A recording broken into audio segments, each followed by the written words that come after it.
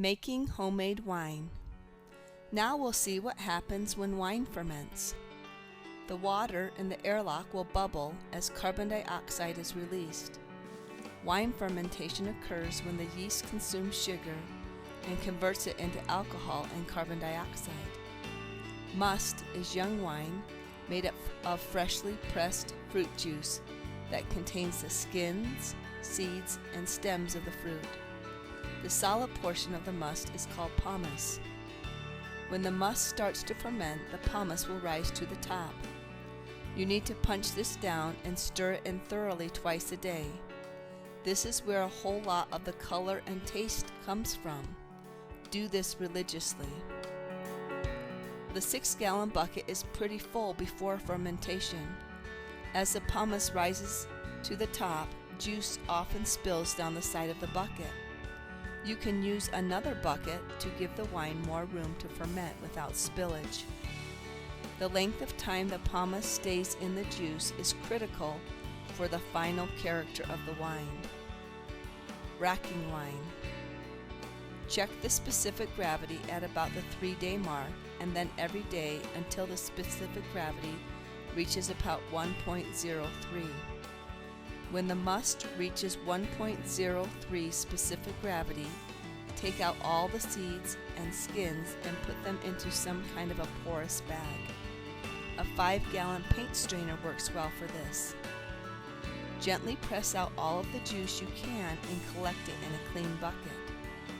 It is easier for me to run the must through a coarse strainer first and then run it through the paint strainer. Do what works best for you. Pressing out the wine takes a while, so be patient and don't press too hard. If you do, you'll likely be covered with wine when you're done. Once the juice and the pomace have been separated, you're ready to siphon the juice from the bucket into the glass carboy. After putting the siphon hose into the carboy, pump the siphon a few times to get it started. It will continue to siphon until the bucket is empty. The bucket needs to be at a higher level than the carboy for the siphon to work. If you want to stop the siphon, just lift the siphon out of the bucket. The new wine is still very cloudy at this point. Fill an airlock with water and insert it into a bung or stopper, which you then will put into the top of the carboy. This allows the carbon dioxide to get out and not let the oxygen in. It also keeps the bugs out. Put the carboy full of wine into a warm 70 to 80 degree place to let it finish fermenting. This will take probably 3 to 5 weeks. All the while it is fermenting, your airlock will keep bubbling.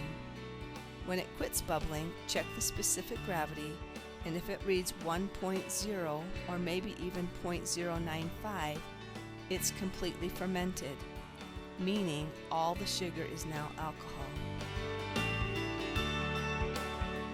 2 months later, the heavier particles will settle to the bottom and leave a lighter wine on top. The sediment is called the lees. Now the wine needs to be racked off all the lees that have settled to the bottom. Do this by siphoning, not pouring. Let it sit in a cool place about 60 to 70 degrees for another 2 months. Rack your wine again and then let it sit for another 2 months. Continue racking your wine every 2 months until your wine runs clear. This means there will be no more lees at the bottom of your wine. Now that the wine is completely fermented, it's good to fill your carboys all the way to the top. This protects your wines from being exposed to the air. If you have different sizes of carboys, it's easier to do this. Every time you rack your wine, you'll lose some of the volume with the lees. Your wine will stay in the carboys for about a year.